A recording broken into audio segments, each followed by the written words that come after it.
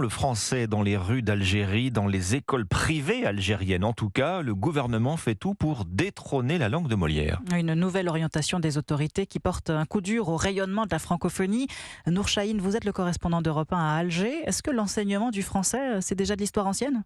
Alors depuis 2019, l'année des manifestations populaires en Algérie, les autorités inscrivent dans la nouvelle logique de gouvernance la généralisation de l'anglais dans les écoles ainsi que dans les administrations publiques, un objectif loin d'être atteint car le pays manque de professeurs d'anglais. Et surtout qu'il faudra du temps pour changer de langue d'usage au quotidien. Impossible donc d'effacer plus de 60 ans d'histoire d'une directive gouvernementale, même si l'enseignement d'une langue est un choix politique.